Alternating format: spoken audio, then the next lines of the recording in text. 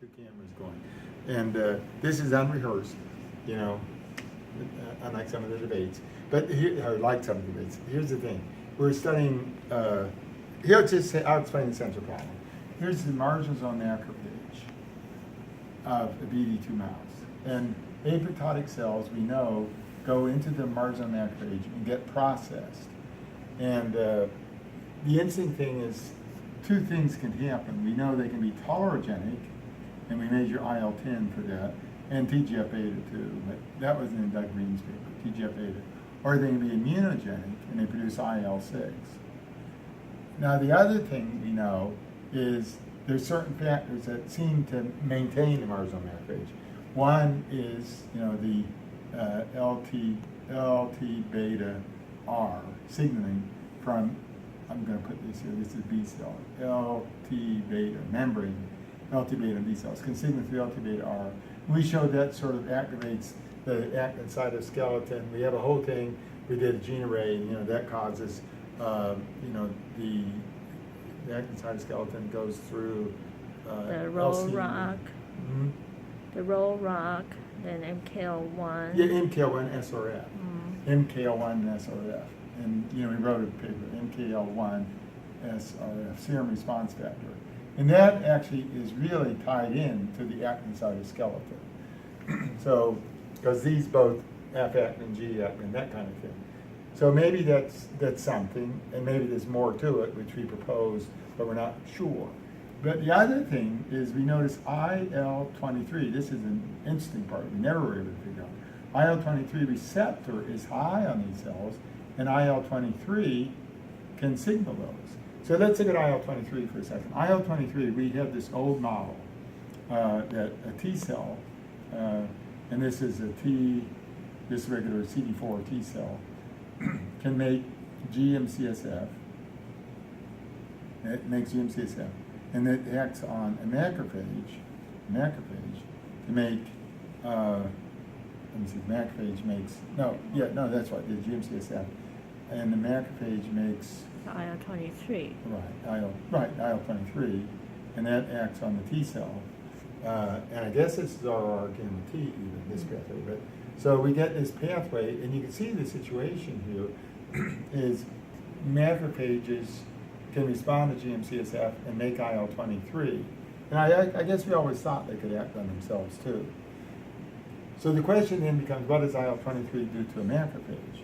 So what IL-23 might do to a macrophage is, we talked about it, MCSF or GM-CSF plus IL-23. IL-23 you'd think would be an immunogenic thing, but in the presence of the MCSF and IL-23, it could be tolerogenic, and there's some little bit of data for that. Versus if you do it with GM-CSF, then they become immunogenic. So you see the thing, it's up here, we're back up here. Tolerogenic is with MCSF, it's a different signal, but you need IL-23 versus immunogenic, you need GM-CSF, but IL-23. So IL-23 can be tolerogenic or immunogenic depending on other factors, maybe lymphotoxin beta receptor or not. Now, the final thing that connects all this together is the new thing, is what about an apoptotic cell? Here's the apoptotic cell, remember, this is the apoptotic cell.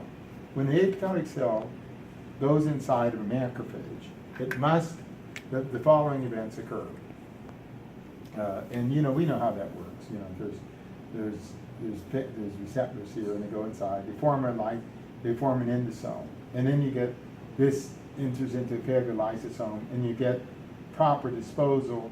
And the new thing is, you know, the autophagy pathways. But one, it looks like what they boil down to me at least, and this may not be completely right, is there's ubiquitin proteasome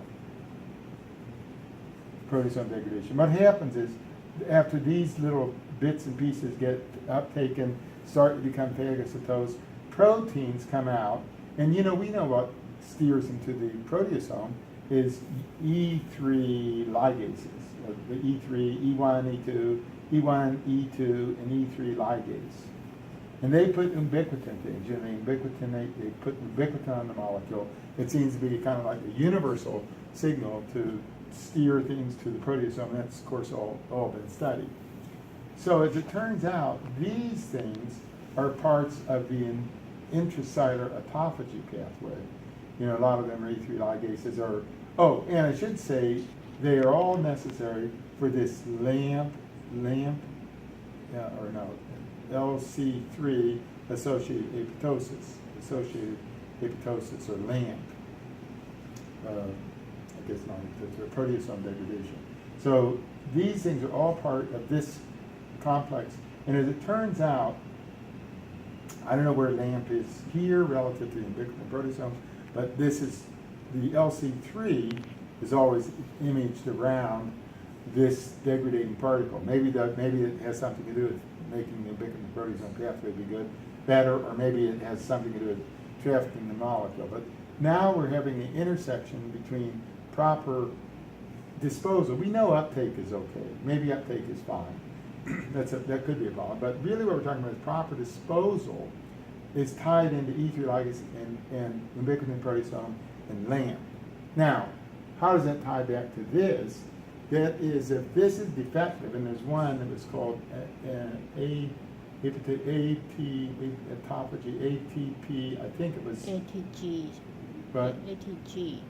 20, what is it, 77, ATG7 knockout, which I think was just an E3 ligase, or maybe E1, but you know, it's not like it's a fancy gene.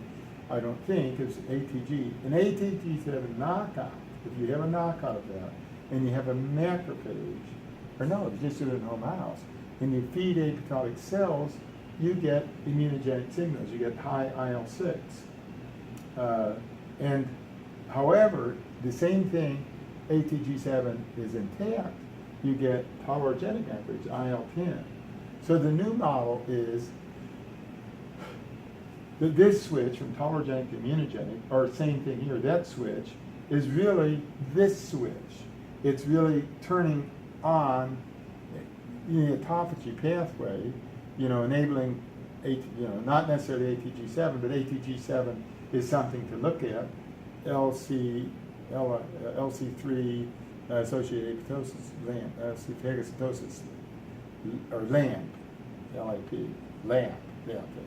But LAMP is high. We propose that this is high and very functional. And some of these upstream pathways are very functional under this condition, the tolerogenic condition, versus if these are deficient, or maybe even like this, maybe getting back to the beginning, IL-23 receptor signaling is down, you know, then somehow IL-23 receptor signaling ties into this pathway. And we know if this pathway is defective, I'm finally saying the good part, we know if this pathway is defective, then you will not get this one, you'll get immunogenic things and IL-6. Mm-hmm. So that's it. I guess I could have started at the end, right? No problem.